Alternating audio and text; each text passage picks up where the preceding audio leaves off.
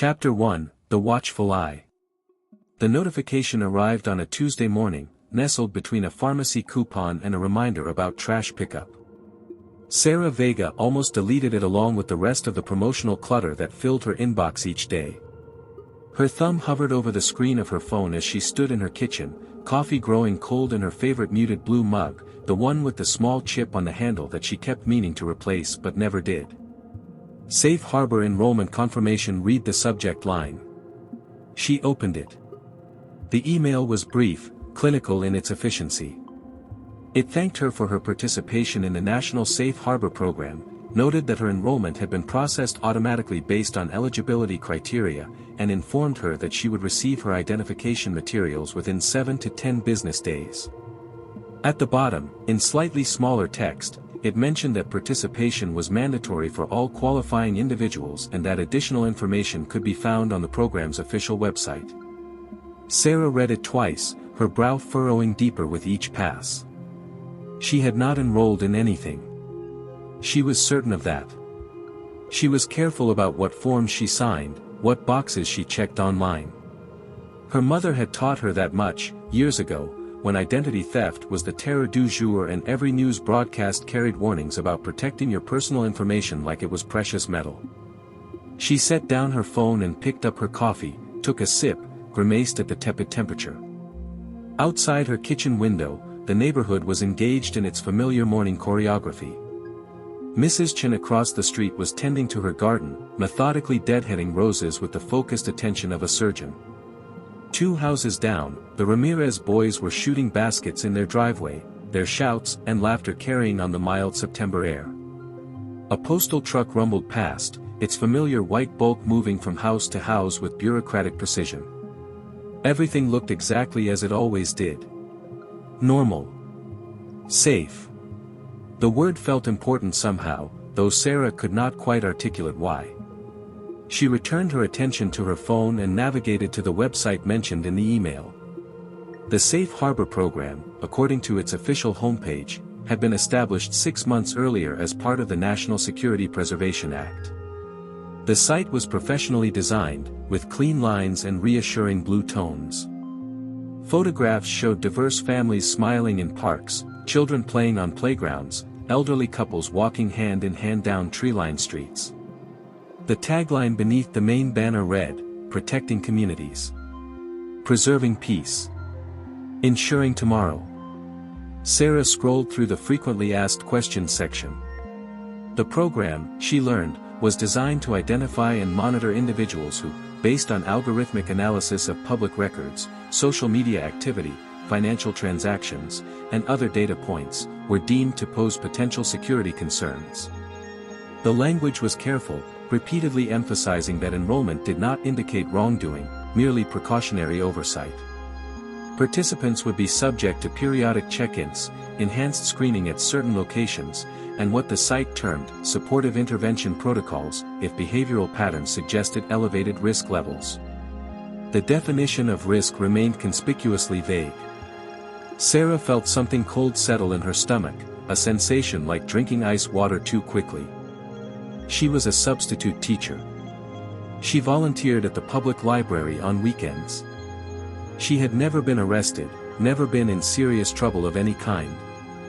The most rebellious thing she had done in recent memory was parking in a loading zone for 15 minutes while she ran into the post office, and she had felt guilty about it for the rest of the day.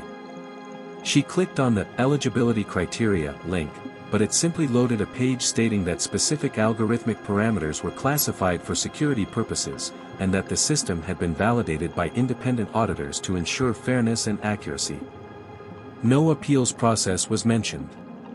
No contact information for questions or concerns. Her phone buzzed in her hand. A text from her sister, Maya, who lived 2 hours north in Bridgeton. "Did you get a weird email about Safe Harbor?" Sarah's fingers moved quickly across the screen. "Yes. Just now." "Did you?" 3 dots appeared, pulsed, disappeared, appeared again. "Yeah.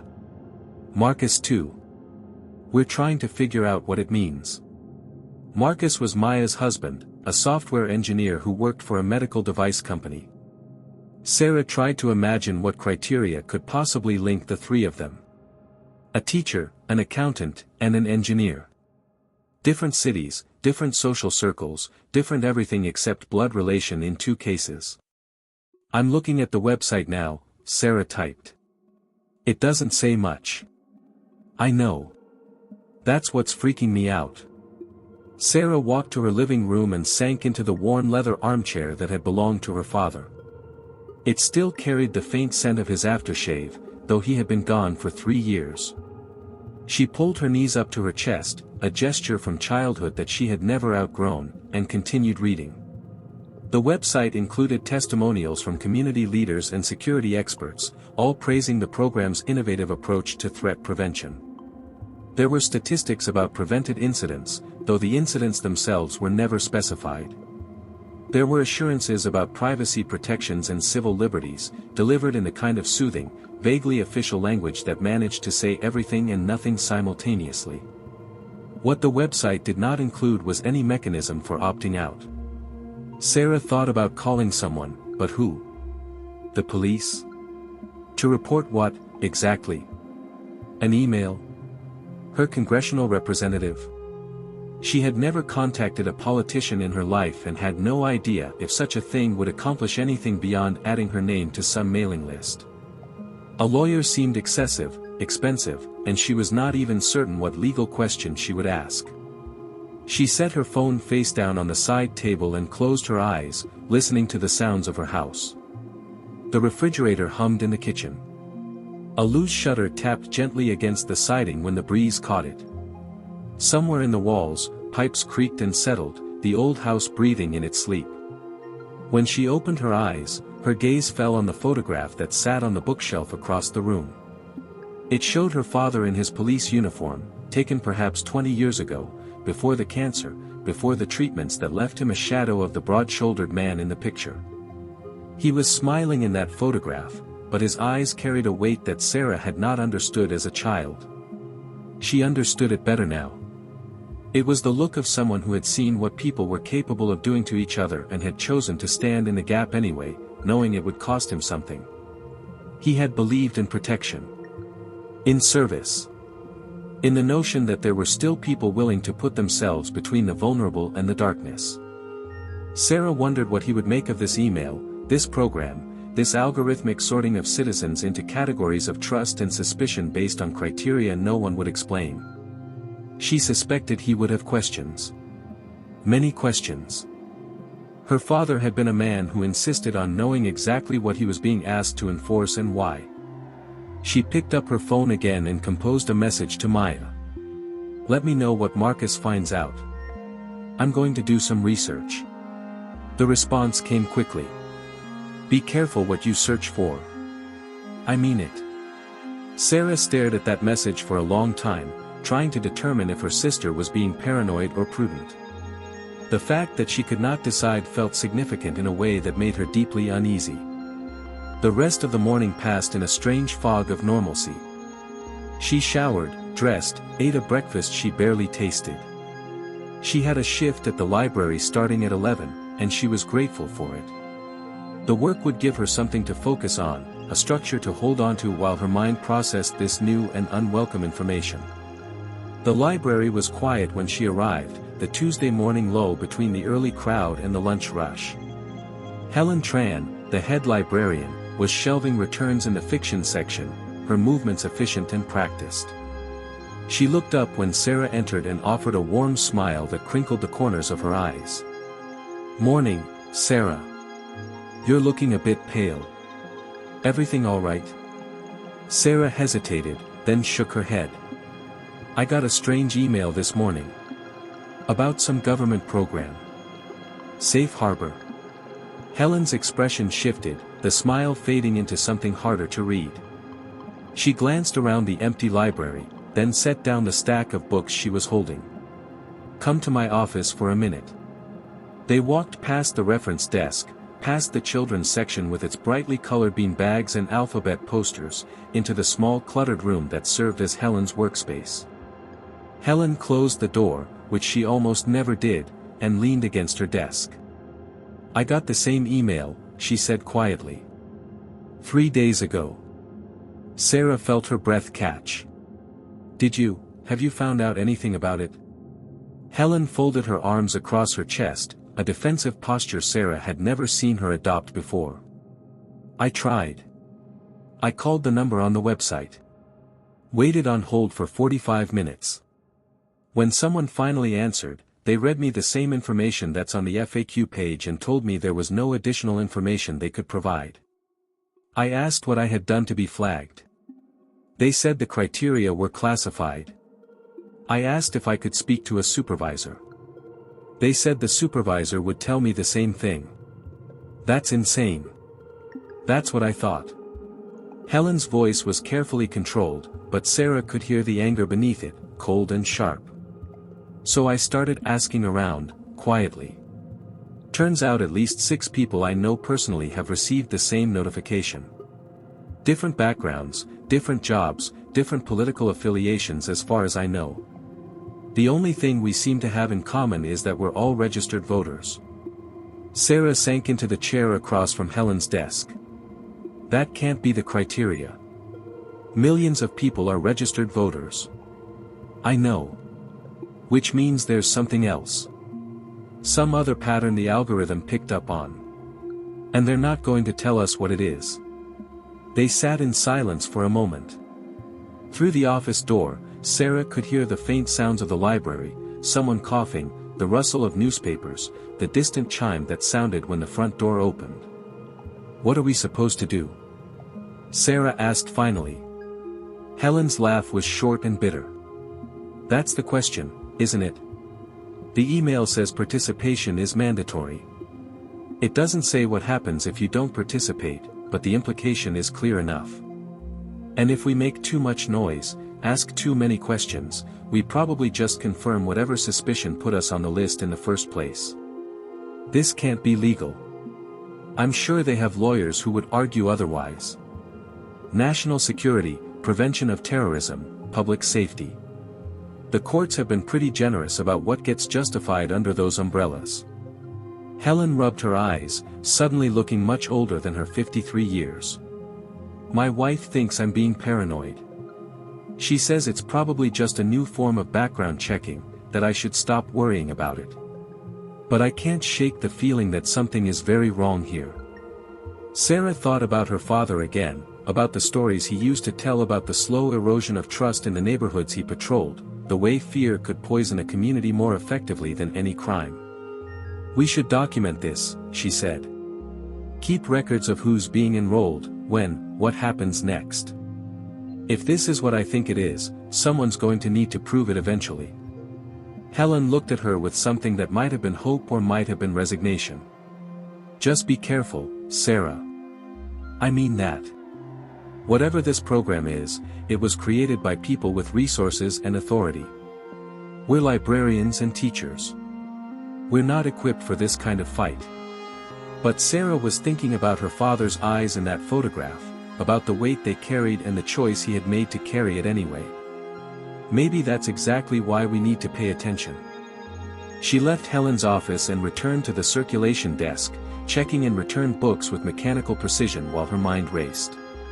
The library filled slowly as the day progressed, patrons browsing the stacks, children selecting picture books, elderly regulars claiming their favorite reading chairs. Normal life, continuing its familiar rhythms, unaware or perhaps simply unconcerned with the silent machinery now watching from the shadows. At 3:17 in the afternoon, a man in a dark suit entered the library. He was perhaps 40, with neat hair and unremarkable features, the kind of face you would forget 5 minutes after seeing it. He did not browse. He did not check out books. He simply stood near the new releases display, his gaze moving slowly across the space, cataloging, assessing. Sarah felt his attention when it landed on her, a physical sensation like weight settling on her shoulders. He looked at her for 3 seconds, maybe 4. Then he smiled, a polite, meaningless expression, and left. Her hands were shaking when she picked up her phone to text Maya. I think someone's watching us. The 3 dots appeared immediately, pulsed for nearly a minute, then disappeared without a response. Outside, The September afternoon was bright and clear, the sky an endless blue that promised nothing but good things ahead. But Sarah could not shake the feeling that somewhere, in some database she would never see, her name had just been moved from one column to another, marked with invisible ink that only certain eyes could read. The envelope would arrive in 6 days. By then, everything would already be different. Chapter 2, The Envelope. The package arrived on Monday, precisely 7 business days after the email, delivered not by the regular postal carrier but by a private courier who required Sarah's signature and a thumbprint scan before handing over the slim white envelope. The courier wore no uniform, just dark pants and a polo shirt with a small logo Sarah didn't recognize. He didn't make eye contact. Inside, she found a card the size and weight of a credit card, smooth and faintly warm to the touch, as though it had been recently handled. Her name was embossed across the front, Sarah Marie Vega. Below it, a string of numbers and letters that meant nothing to her. On the reverse side, a magnetic strip and a small chip, like a bank card. Nothing else. No instructions, no explanation, no welcome letter outlining what this card was for or when she would need to use it. She set it on her kitchen counter and stared at it as though it might suddenly reveal its purpose. The morning light coming through the window made the card's surface gleam with an almost oily sheen. Her phone rang. Maya's name flashed on the screen. "Did yours come?" her sister asked without preamble. "Just now." "Yours too." "Yesterday." "Marcus got his this morning." Maya's voice was tight, controlled in the way it got when she was trying not to panic. "Sarah, this is getting worse. They installed something at Marcus's office. Scanners at all the entrances. He had to use the card to get into the building today. It beeped green and let him through, but his co-worker, Daniel, his card beeped red." Sarah felt her stomach drop. What happened? Security pulled him aside. He was in a room for 2 hours. When he came out, he wouldn't talk about it. Just grabbed his stuff and left. Marcus tried calling him tonight. Daniel didn't answer. Sarah picked up the card, turning it over in her fingers. It felt heavier than it should, weighted with implications she couldn't yet fully grasp. Where else are they putting these scanners? That's what I've been trying to find out. I called the school where I volunteer. They're installing them next week. The library downtown already has them. The courthouse. The DMV. Supposedly it's optional for private businesses, but there are tax incentives if they participate. Tax incentives. Sarah heard the bitterness in her own voice. So they're bribing people to enforce this. It's working. Marcus says half the businesses in Bridgeton are signing up. The news is calling it a public-private partnership for enhanced safety. They're making it sound like a good thing. Sarah walked to her living room window and looked out at the street. Mrs. Chen was outside again, but this time she wasn't gardening. She was talking to a man in a suit, gesturing emphatically while he took notes on a tablet. Even from this distance, Sarah could see the tension in her neighbor's posture, the way she kept glancing back at her house as if something inside needed protecting. "Maya, I think they're doing more than just scanning cards. I think they're interviewing people. Asking questions. About what? About us. About anyone on the list."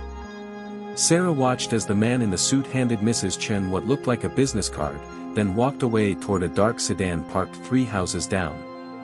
"They're building profiles.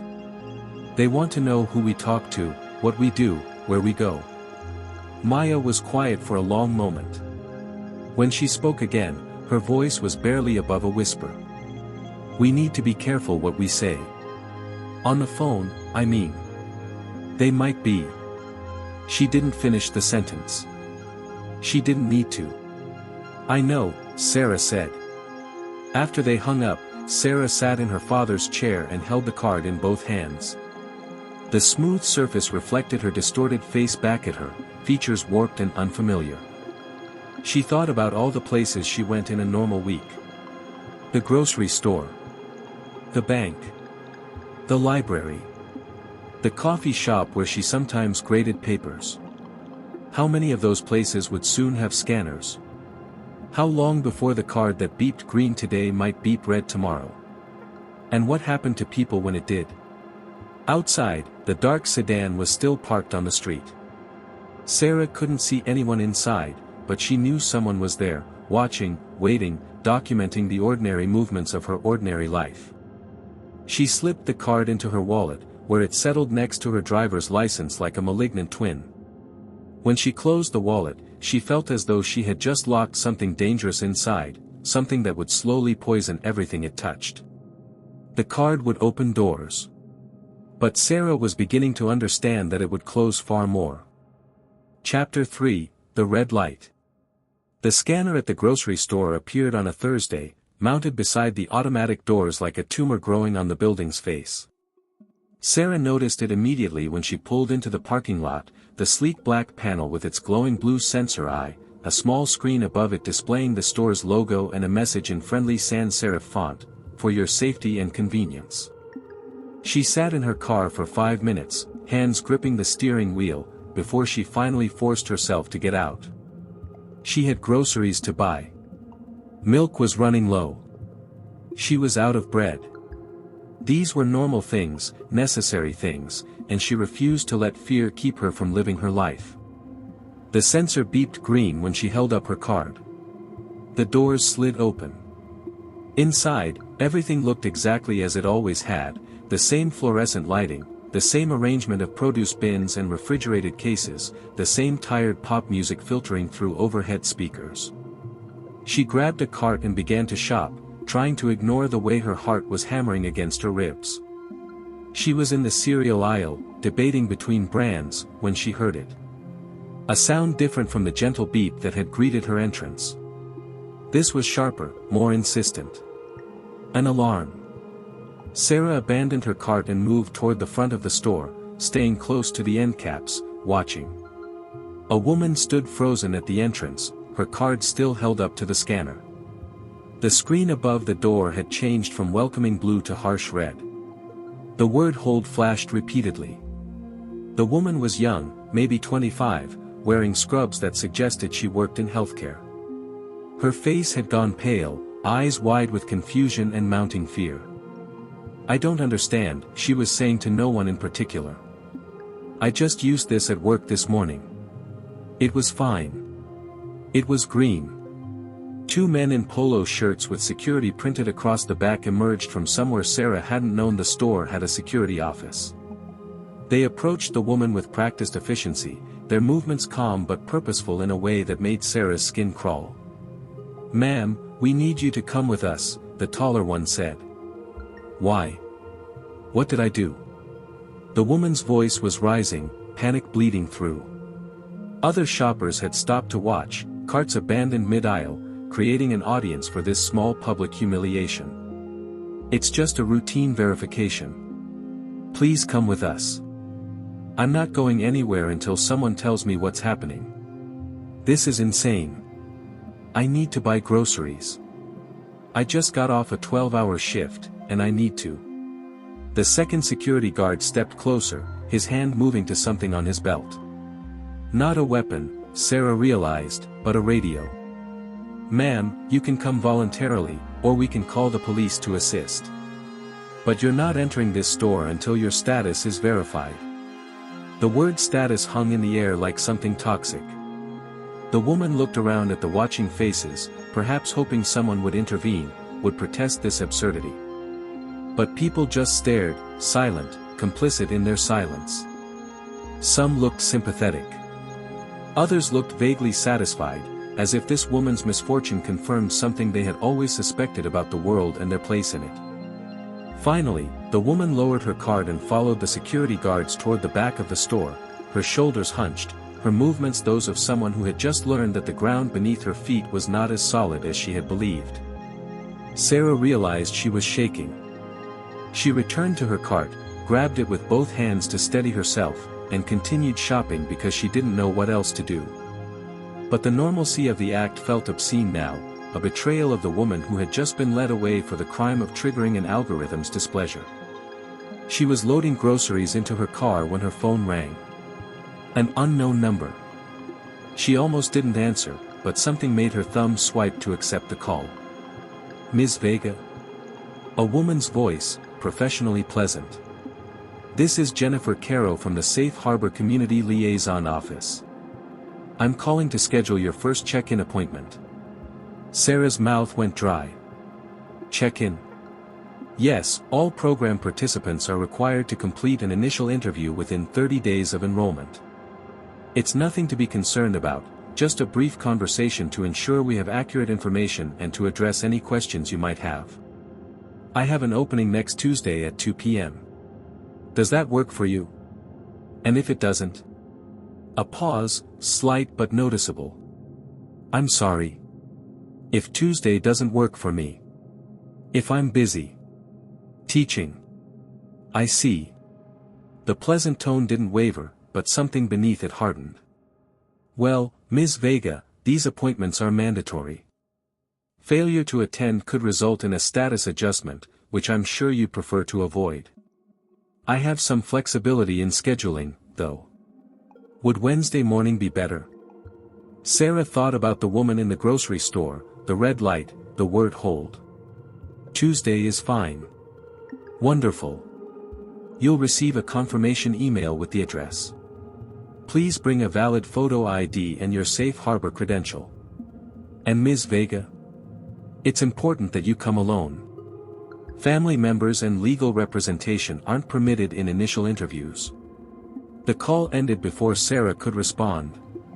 She sat in her car in the grocery store parking lot, organic milk slowly warming in the back seat, and felt the last illusion of normalcy crumble away. This wasn't a background check. This wasn't a passive monitoring system.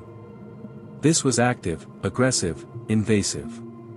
They were summoning people like subjects rather than citizens, demanding attendance, forbidding witnesses. Her phone buzzed with a text from Helen at the library. Can you come in early tomorrow? We need to talk. Don't call. Sarah drove home through streets that looked exactly as they always had, past houses where families were settling in for the evening, past parks where children played on swings, past the ordinary infrastructure of an ordinary town going about its ordinary business. But she couldn't shake the feeling that she was seeing it all through a scrim now, that there was another version of this place existing just beneath the surface, visible only to those who had been marked. At home, she found a notice taped to her front door. The Homeowners Association, in partnership with local law enforcement and the Safe Harbor program, would be installing security cameras at all street corners within the development. The notice thanked residents for their cooperation and reminded them that this was for everyone's protection. Sarah tore the notice down and carried it inside, crumpling it in her fist. That night, she couldn't sleep. She lay in bed staring at the ceiling, listening to the familiar sounds of her house, but hearing them differently now. Every creak was a footstep. Every distant engine was a car stopping outside. Every silence was someone listening. At 3 a.m, she got up and went to her father's study, a small room she had left largely untouched since his death. His books still lined the shelves, criminology texts, philosophy, history. His desk still held his reading glasses, his favorite pen, a stack of notepads filled with his careful handwriting. She pulled one of the notepads toward her and began to write. She wrote down everything, the email, the card, the grocery store incident, the phone call demanding her attendance.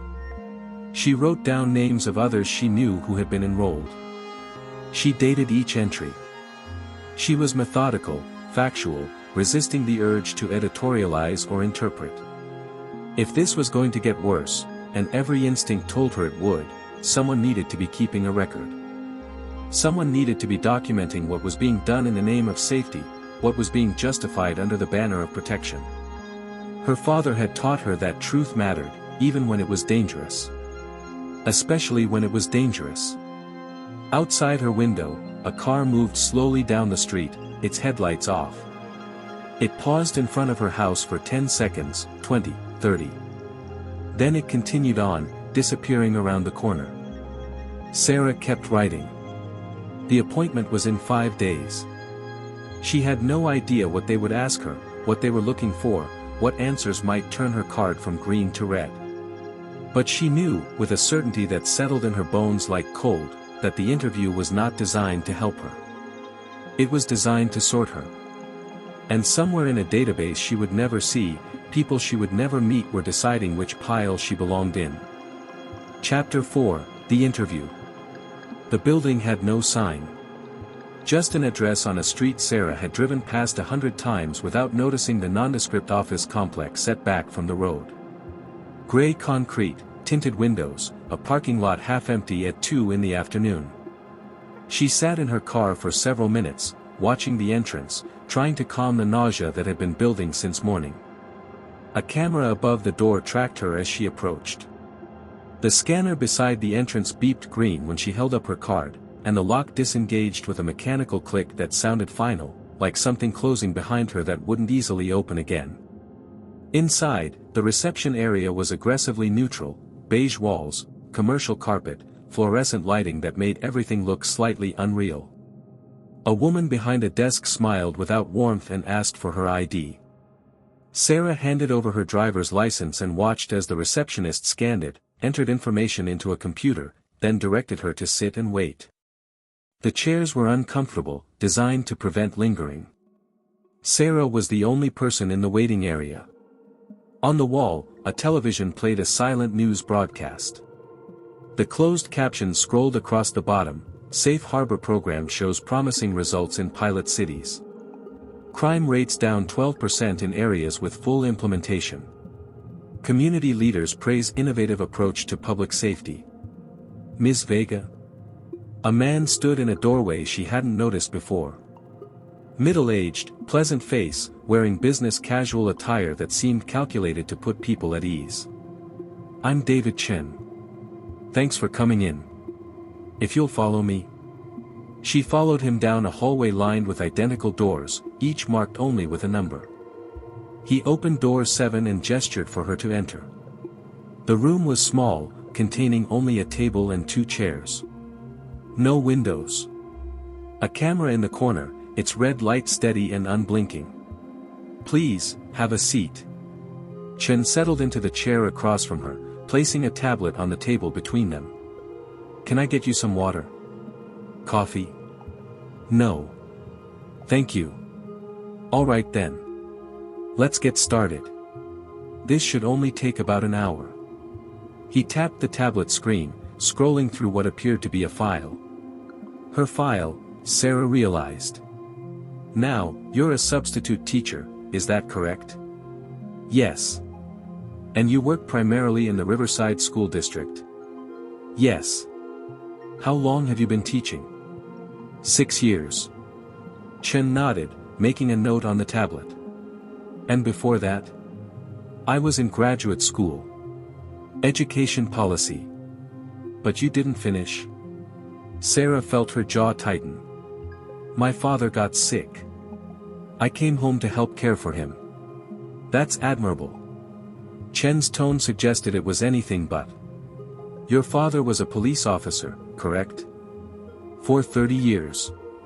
Must have been interesting, growing up in that environment. Lots of dinner table conversation about law enforcement, I imagine. Sometimes. Did he ever express frustration with the system? Constraints on what police could do, civil liberties concerns, that sort of thing. Sarah stared at him. What does this have to do with anything? Chen smiled. Just trying to get a complete picture. You'd be surprised how much our formative experiences shape our worldview.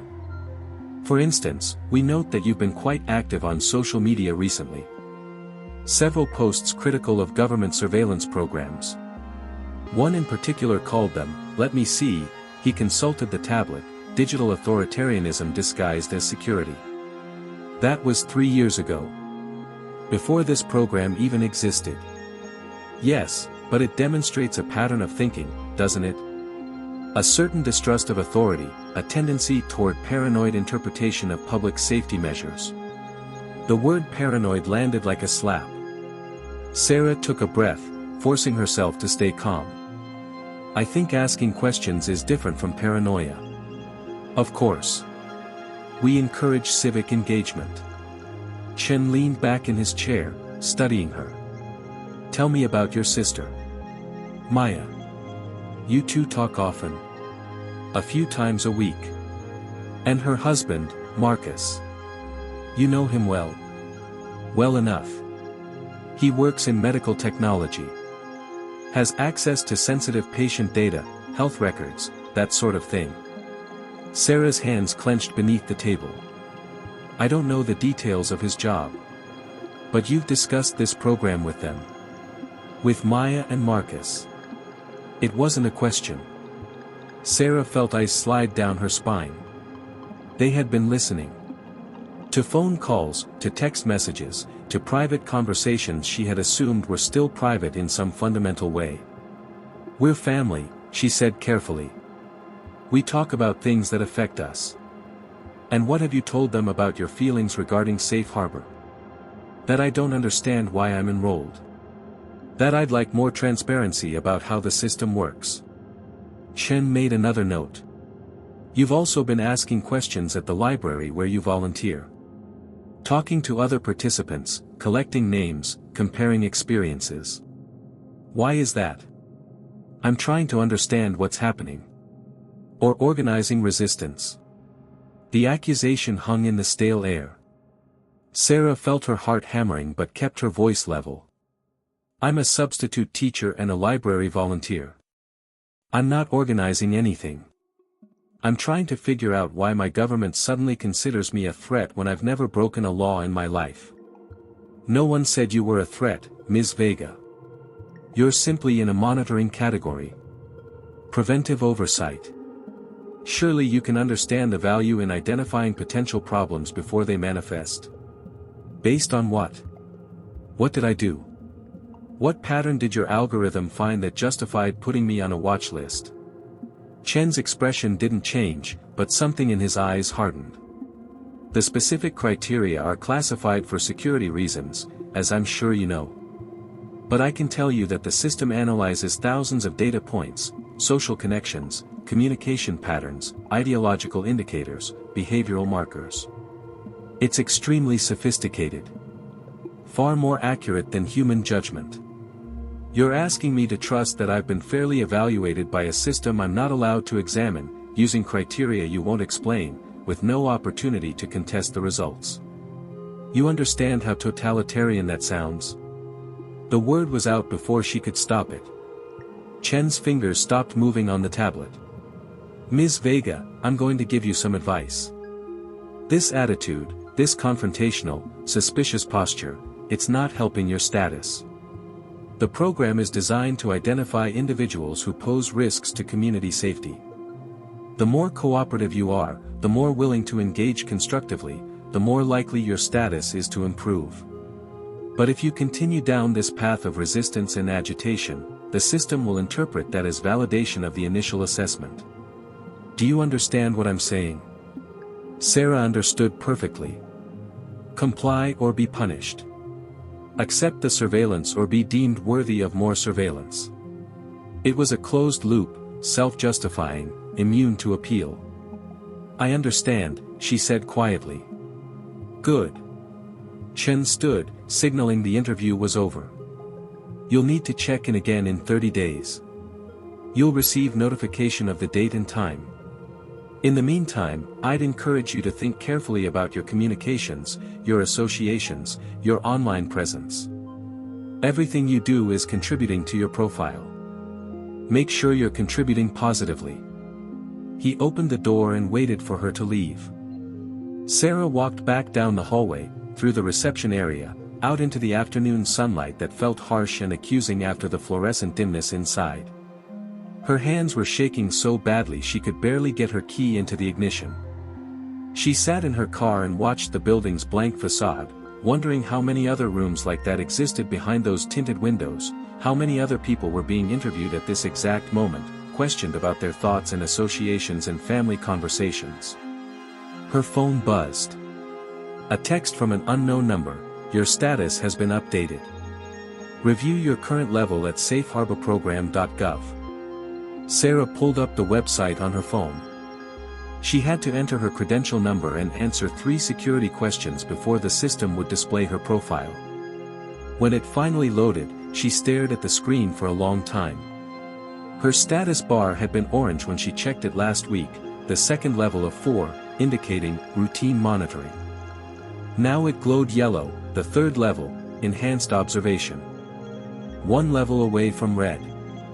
1 level away from whatever had happened to the woman in the grocery store, to Marcus's co-worker Daniel, to the growing number of people who were simply disappearing from their normal lives. Sarah drove home through streets that no longer felt like hers, past neighbors who might be reporting on her, under cameras that were definitely watching her, carrying a card that tracked her every movement. The promise had been protection.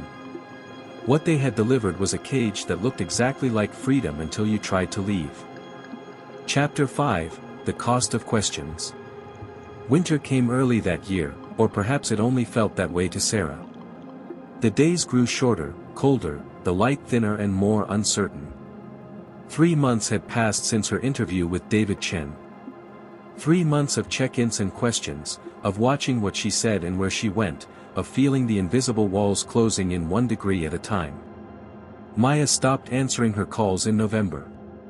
When Sarah finally drove to Bridgeton to see her in person, her sister opened the door with eyes that looked haunted and a mouth that barely moved when she spoke. "You can't come here anymore," Maya whispered, glancing past Sarah to the street where a camera now perched on every corner. Marcus's status went to red last week. They suspended him from work pending investigation. They won't tell us what he's being investigated for. We have lawyers, but they can't get any information either. The system just says, behavioral risk factors identified. That's it. That's all we get. Maya, I'm so sorry. They asked about you. In his interview. They asked how often we talk, what we discuss, whether you've tried to recruit us into any activist groups. Maya's laugh was broken, desperate. Activist groups. You. The woman who returns library books early and apologizes to furniture when she bumps into it. Sarah reached for her sister's hand, but Maya pulled back. Please go. If they see you here, it'll make it worse. They're looking for connections, patterns. Every association counts against us now. The door closed quietly, a soft sound that felt like the end of something. Helen lasted longer. She kept working at the library through November, through December, even as the staff shrank around her. People were quitting or being let go, the official reasons always administrative, budget cuts, restructuring. But Sarah knew. She saw the pattern. Everyone who left had been enrolled in safe harbor. Everyone who remained had not. By January, Helen was one of 3 original staff members still there. The new employees were younger, quieter, less inclined to question the new protocols that seemed to appear weekly. No political books in the recommendation display. No meeting rooms available for certain community groups. Patron records now flagged for safe harbor status, which librarians were required to note in the system. They're making us complicit, Helen said one evening as they shelved books in the empty library. Every time I check that box, I'm participating in this. I'm helping them. 2 weeks later, Helen's status went to red. Sarah never learned why. Helen simply stopped coming to work. Her phone number was disconnected. Her house, when Sarah drove past it, had a for sale sign in the yard. Sarah continued teaching, or trying to. But schools had scanners now, and increasingly she would arrive for an assignment only to be turned away at the door. Her card still beeped green, but the screen would display a message, not cleared for this location. No explanation, no recourse. The income dried up. Bills accumulated. She thought about fighting, about lawyers, about the ACLU, about journalists who might care. But the few she contacted were already overwhelmed with cases, and besides, what could they prove? The system was working as designed. No one was being arrested without cause. No one was being physically harmed. They were simply being diminished. Excluded. Erased from normal life one transaction at a time. Her father's house, her house now, began to feel less like a home and more like a prison she had volunteered for. She went out less. Ordered groceries online when she could, shopped late at night when she couldn't. She stopped posting on social media. Stopped calling friends. Stopped doing anything that might add another data point to her ever-expanding file. In March, the check-ins became weekly. Different interviewers, same questions, circling and circling around the central accusation they never quite spoke aloud, that she was dangerous, that she was planning something, that her refusal to stop asking questions was itself proof of wrongdoing. "You seem isolated," her latest interviewer observed, a woman named Patricia who wore pearls and spoke in the cadence of a disappointed teacher. "No job, few social contacts, spending most of your time alone. That's concerning behavior, Sarah. It suggests withdrawal, possibly radicalization. Or maybe it suggests that your program has made it impossible for me to live a normal life." Patricia made a note on her tablet. Sarah watched her do it and felt nothing. She was too tired for anger anymore. In April, her status went to red. The email came at 2 in the morning, waking her from restless sleep. Immediate status adjustment. She was to report to a regional processing center within 72 hours for comprehensive evaluation. Failure to comply would result in additional sanctions, including possible detention. Sarah sat in her father's chair and read the email 3 times. Then she opened her laptop and accessed the document she had been maintaining since September, 50 pages now, single-spaced, detailing everything. Dates, names, incidents, patterns. The slow systematic dismantling of civil liberties in the name of protection. The algorithm that damned people without explanation or appeal. The fear that had settled over everything like fallout. She uploaded it to 3 different secure servers. Sent copies to journalists, advocacy groups, congressional staffers. She didn't know if anyone would read it. Didn't know if it would matter. But her father had taught her that truth mattered even when it seemed powerless, especially when it seemed powerless. 72 hours. 3 days to decide whether to comply or run. 3 days to choose between submission and resistance, knowing that neither path led anywhere good. Sarah walked through her house as dawn broke, touching her father's books, his photographs, the small artifacts of a life built on the belief that justice was possible, that systems could be fair, that protection and freedom didn't have to be enemies. She had believed that too, once. Before the email. Before the card. Before she learned that promises and principles were different things, and that the gap between them was wide enough to swallow everything. On the morning of the 3rd day, Sarah did not report to the processing center. Instead, she drove to the library, the public library downtown, not the one where she'd volunteered. She found a computer terminal in the back corner and began to write. Not another report. Not more documentation. Just a story. The story of what had happened to her, to Maya, to Helen, to all the nameless people whose cards had beeped red and who had disappeared into the machinery of protection. She wrote until security came. They were polite, almost apologetic. Her card had flagged when she entered the building. They had been instructed to wait and observe, but now she was in violation of multiple protocols. She would need to come with them. Sarah saved the document, hit send one final time, and stood. The security guards escorted her through the library. Patrons watched silently, the same silence that had greeted the woman in the grocery store so many months ago. No one protested. No one intervened. They just watched, grateful it wasn't them, not yet. Outside, a dark sedan waited. Sarah looked up at the sky, pale blue, cloudless, indifferent to everything happening beneath it.